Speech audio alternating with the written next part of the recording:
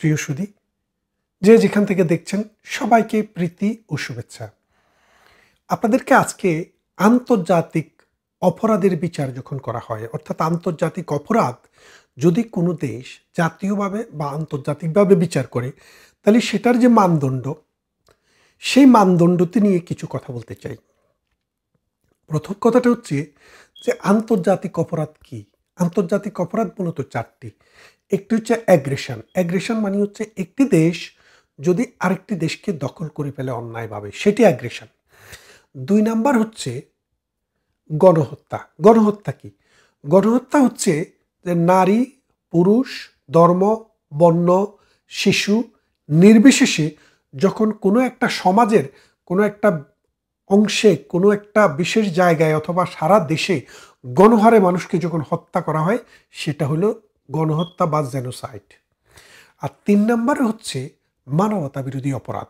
মানবতা বিরোধী অপরাধ হচ্ছে ধর্মের কারণে, বর্ণের কারণে, কোনো বিশেষ জাতি হওয়ার কারণে, কোনো রাজনৈতিক বিশ্বাসের কারণে যদি কোনো বিশেষ গ্রুপ শ্রেণীকে যদি আইডেন্টিফাই করে ক্লিনজিং করার জন্য, অর্থাৎ এই গ্রুপটাকে, এই গোষ্ঠীটাকে শেষ করে দেব, এই রকম কোনো অপরাধ যারা করে, সেটা হচ্ছে মানবতা বিরোধী অপরাধ। যেমন মনে করেন 1971 সালে মহান মুক্তি সংগ্রামের সময় রাস্তা দিয়ে যখন কোনো লোক হেঁটে যেত, পুরুষ মানুষ হলে পাকিস্তানি আর্মিরা, রাজাকাররা তাদেরকে দাঁড় করাইতো। দাঁড় করাইয়া লুঙ্গি খুলে দেখতো তার মুসলমানি আছে কিনা। যদি মুসলমানি থাকে জিজ্ঞেস করতো কলেমা পড়ো, কলেমা পড়তে পারলে ছেড়ে দিত, আর কলেমা না পড়তে পারলে তাকে গুলি করে মেরে ফেলতো। তার মানেটা কি? তাকে আইডেন্টিফাই করা হতো তার মুসলমানই নাই এবং কলমা জানে না, সে হিন্দু। এবং হিন্দু নারী যখন পেত, তাদেরকে ধরে নিয়ে গনিমতের মাল হিসেবে পাকিস্তানি আর্মিদেরকে দিত। শুধু হিন্দু নারী না, বাঙালি নারীকেও তুলে নিয়ে এই ইয়েদের হাতে দিত, পাকিস্তানিদের হাতে তুলে দিত। তো হিন্দুদেরকে দেখলেই হত্যা, এইটা হচ্ছিল মানবতা বিরোধী অপরাধ। আর এর বাইরে আরেকটি অপরাধ রয়েছে, সেটি হচ্ছে ওয়ার ক্রাইম। ওয়ার ক্রাইমটা হচ্ছে এমন একটা ক্রাইম, যে ক্রাইমটা সাধারণত কোনো একটা দেশে স্বাভাবিক অবস্থায় মানুষ করতে পারে না। যেমন ধরেন কোনো একটা জায়গায় পুলিশ আছে, আর্মি আছে, বিজিবি আছে, বা আনসার বাহিনী আছে, সরকার আছে, প্রশাসন আছে। কোনো একটা ঘটনা ঘটলে সেটা মামলা হচ্ছে, ডায়েরি হচ্ছে, মানুষ বিচারের জন্য যাচ্ছে, মানুষ জেগে উঠতেছে, এখান থেকে বিচার হয়। কিন্তু যখন একটা যুদ্ধকালীন সময় থাকে, তখন সরকার থাকে না, প্রশাসন থাকে না, আর্মি কাজ করে না, পুলিশ কাজ করে না। যার ক্ষমতা আছে, শক্তি আছে, সে সেটা করে ফেলে। যেমন মুক্তিযুদ্ধে গেছে, এই জন্য মুক্তিযুদ্ধের বাড়ি থেকে গরুগুলো নিয়ে গেছে রাজাকাররা। মুক্তিযুদ্ধে গেছে সেই জন্য মুক্তিযোদ্ধার মেয়েকে তুলে নিয়ে গেছে। মুক্তিযুদ্ধে গেছে সেই জন্য মুক্তিযুদ্ধের বউকে তুলে নিয়ে গেছে। অথবা মুক্তিযুদ্ধে গেছে একটা মানুষ, তাকে সেই জন্য তার জমি জমা দখল করে নিয়ে গেছে, তার ফ্যাক্টরি, মেল, কারখানা নিয়ে গেছে, তার বাড়িতে আগুন লাগিয়ে দিয়েছে। এবং একটা হিন্দু মানুষ তাকে ধর্মান্তরিত করে মুসলমান করার জন্য প্রেশার করেছে। এইটাকে বলে যুদ্ধ অপরাধ। এই যে 4টা অপরাধ বললাম, aggression, genocide, crime against humanity এবং যুদ্ধ অপরাধ, এই 4 রকমের অপরাধকে মানে আন্তর্জাতিক অপরাধ বলা হয়। কেন আন্তর্জাতিক অপরাধ বলা হয়, এটার একটা ব্যাখ্যাও আছে। ব্যাখ্যা এবং এটার বিচার কে করবে, কারা করতে পারবে, এটা সম্পর্কেও আইকম্যান কেসে একটা বিখ্যাত একটা জাজমেন্ট আছে। সে আইকম্যান কেসটা ছিল এই 48 বা 49 সালের দিকে, 1948 বা 49 সালের দিকে। হিটলারের একজন সহযোগী ছিল, তার নাম ছিল আইকম্যান। ইহুদি নিধনের সময় দ্বিতীয় বিশ্বযুদ্ধে এই আইকম্যান জড়িত ছিল, যার কারণে আইকম্যানকে ইসরায়েল খুঁজছে তাকে বিচার করার জন্য। তখন আইকম্যান কি করলো, চুরি করে পালিয়ে গেল আর্জেন্টিনা। আর্জেন্টিনা পালিয়ে যাওয়ার পরে তার চেহারা প্লাস্টিক সার্জারি করে তিনি চেঞ্জ করে ফেলছে, যার কারণে আমি আপনি দেখলে এটা যে এই আইকম্যান সেটা চিনতে পারবো না। কিন্তু ইসরায়েলের গোয়েন্দা বাহিনী ঠিকই আইকম্যানকে আইডেন্টিফাই করেছে, করে একটা হেলিকপ্টার নিয়ে জোর করে আর্জেন্টিনা থেকে ধরে নিয়ে এসছে তাকে ইসরায়েলি আইনি যখন তার এই মানবতা বিরোধী অপরাধের বিচার, জেনোসাইডের বিচার, যখন যুদ্ধাপরাধের বিচার যখন শুরু করে, তখন এই আইকম্যানের পক্ষের আইনজীবী বলল যে আইকম্যানের বিচার করার এখতিয়ার ইসরায়েলের নাই, কেননা যখন অপরাধ সংগঠিত হয় ইসরায়েল নামে কোনো রাষ্ট্রই ছিল না, এবং ইসরায়েল পরবর্তীতে মামলার আইন করে পূর্বের বিচার ক্রিমিনাল লয়ে করা যাবে না, এরকম কথা বলা হয়েছিল। তখন ওই আইকম্যান মামলায় সেখানে রুলিং হয়েছিল যে মানবতা বিরোধী অপরাধ, অ্যাগ্রেশন, ক্রাইম এগেনস্ট হিউম্যানিটি অথবা ওয়ার ক্রাইম, এই যে 4টা ডিক্লেয়ার্ড ক্রাইম, এই ক্রাইমের বিচার করার জন্য কোনো জুরিসডিকশন ইস্যু নেই। জুরিসডিকশন বলতে অর্থাৎ এই দেশের জুরিসডিকশন আছে ওই দেশের নাই, বিষয়টা এরকম না। যেই কোনো দেশ যেই কোনো আন্তর্জাতিকভাবে অথবা জাতীয়ভাবে সেই বিচার করতে পারবে। তো তাহলে বোঝেন এটা কত ব্রড। কিন্তু এখানে এই বিচারটি করতে গেলে আপনাকে দেখতে হবে যে এখানে বায়াসনেসের কোনো ইস্যু আছে কিনা। যদি বায়াসনেস ইস্যু থাকে তাহলে কিন্তু এই আন্তর্জাতিক অপরাধ আদালত, এই আন্তর্জাতিক অপরাধের বিচার তখন কিন্তু প্রশ্নের সম্মুখীন এবং সেটা আন্তর্জাতিকভাবে গ্রহণযোগ্য হবে না।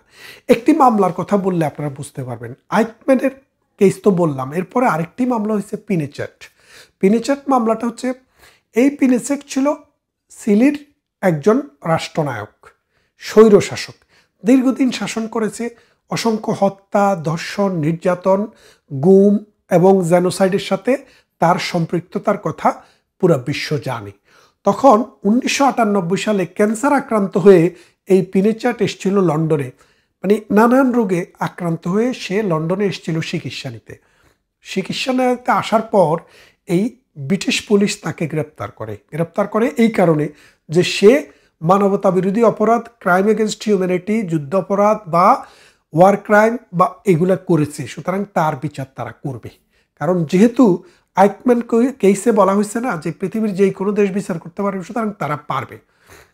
তো এই বিষয়টা তখন ব্রিটিশ আদালতে আইকম্যানের লয়াররা মামলা করার পরে একটা প্রশ্ন দেখা দিল যে আসলে পারে কি পারে না। তখন মামলাটি হাউস অফ লর্ড পর্যন্ত যায়।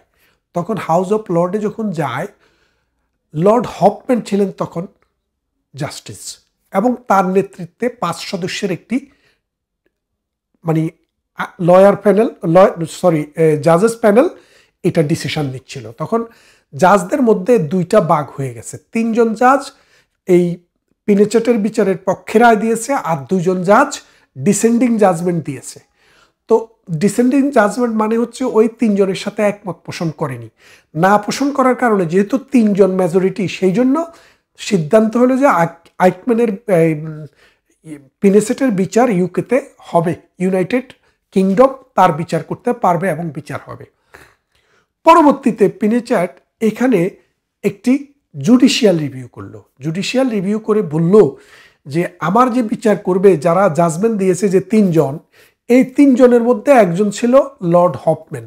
এই লর্ড হফম্যান 1992 সালে অ্যামনেস্টি ইন্টারন্যাশনালের প্রেসিডেন্ট ছিল এবং তার বউ অ্যামনেস্টি ইন্টারন্যাশনালের অ্যাক্টিভিস্ট ছিল। এবং সেই সময়ে পিনেচেটের বিরুদ্ধে তারা বিভিন্ন সেমিনার করেছে, সিম্পোজিয়াম করেছে, তার বিরুদ্ধে বক্তৃতা বিবৃতি দিয়েছে এবং তারকে বিচারের আওতায় নিয়ে আসার জন্য বহু সমাবেশ করেছে। সুতরাং এই কারণে তারা বায়াসড, অর্থাৎ পিনেচেটের যে বিচার তারা করলো, বিচার করে যে বলল তার এখানে এই ক্রিমিনাল অপরাধের বিচার হবে, যে জাজমেন্ট দিয়েছে সেই মেজরিটি জাজদের একজন এই হফম্যান যেহেতু বায়াসড, তখন এই বিচারটি এই মামলাটির যিনি জাজমেন্ট দেন তার নাম হচ্ছে লর্ড ব্রাউন উইলকিনসন। তো লর্ড ব্রাউন উইলকিনসন বললেন যে আমি জানি, আমরা দেখতেছি লর্ড হফম্যান আসলে কোনো বায়াস ছিলেন না, তিনি আন্তর্জাতিক আইনে, আন্তর্জাতিক মানদণ্ডে বিচারটা যেরকম হওয়া দরকার সেইভাবেই বিচার করেছেন, কিন্তু অ্যাপারেন্ট বায়াস, অর্থাৎ দেখা যাচ্ছে পারতপক্ষে দেখতে মনে হয় যেন বায়াস।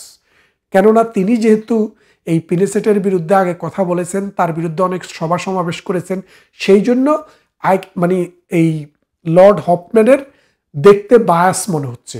সুতরাং অ্যাপারেন্ট বায়াস হওয়ার কারণে ওই জাজমেন্টটিকে খারিজ করে দেওয়া হয়। অর্থাৎ এই পিনেচেটকে যে বিচার করবে, যে জাজমেন্টটি হয়েছে সেই জাজমেন্টটি বাতিল হয়ে যায় এবং বলা হয় যে আরেকটি আদালত বসিয়ে তার বিচার এখানে তার বিচার করা যাবে কিনা সেটা সমাধান করতে হবে। কিন্তু ইন দ্য মিন টাইম ব্রিটেনের নানান কূটনীতিক প্রচেষ্টার অংশ হিসেবে এবং যেহেতু সে অসুস্থ, ক্যান্সার আক্রান্ত, তখন তাকে ফেরত পাঠায় সিলেটে।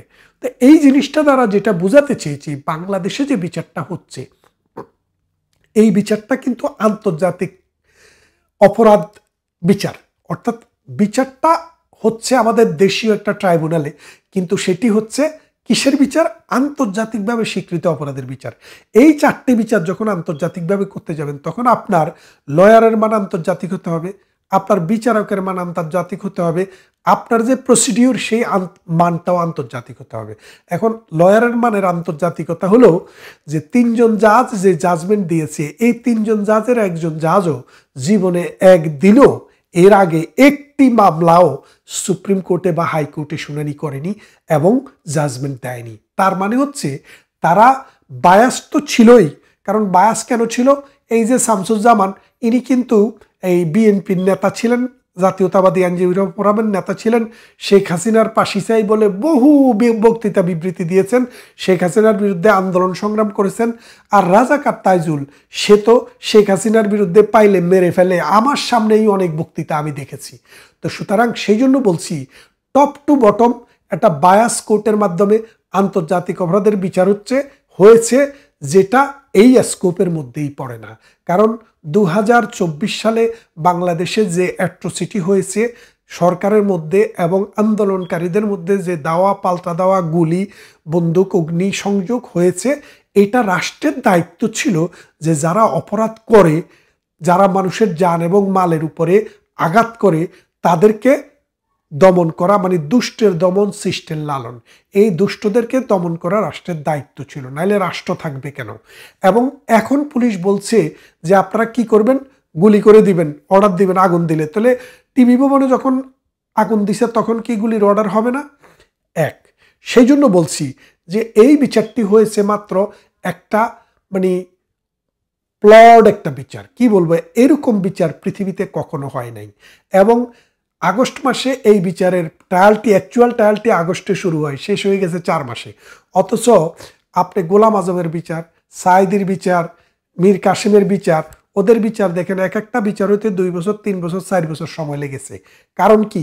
কারণ হচ্ছে আন্তর্জাতিক মানদণ্ডটাকে রক্ষা করার চেষ্টা করা হয়েছে কম বেশ। কিন্তু এখন এখানে কোনো রাগ ডাক নেই। 1971 সালে যারা পরাজিত হয়েছে তারা এখন 71 সালে বিজয়ীদের বিচার করছে, এটাই স্বাভাবিক, এরকমই হওয়ার কথা। কিন্তু আন্তর্জাতিকতা যে বিষয়টা, এটার লেশ মাত্র এখানে নেই এবং থাকার কোনো সম্ভাবনা ছিল না। দ্বিতীয়ত আরেকটা বিষয় যদি আপনারা দেখেন, যে এই যে মনে করেন জাজমেন্টগুলা হচ্ছে, এই জাজমেন্টগুলা কারা লিখতেছে? জাজমেন্টগুলাতে এই জাজের যে তিনজন বিচারকের মধ্যে রুল হচ্ছে মিনিমাম 2 জন যদি উপস্থিত না থাকে তাইলে কোনো শুনানি হতে পারবে না। এই হিয়ারিং যেদিন জাজমেন্ট হয় তার 1 মাস আগ থেকে যিনি প্রধান, তিনি মানে চেয়ারম্যান যিনি, তিনি ছুটিতে ছিলেন। আর যে 2 জন, তাদের সকালে একজনই শুনতেন, বিকালে একজনই শুনতেন, এবং এই 2 জনই শুনতেন আলাদা আলাদাভাবে। তার মানে হচ্ছে এই যে কোর্টের রুল, সেটাও ফলো করা হয় নাই। এইরকমভাবে আমি যদি লিস্টটি দেই তাহলে ভিডিও অনেক বড় হয়ে যাবে।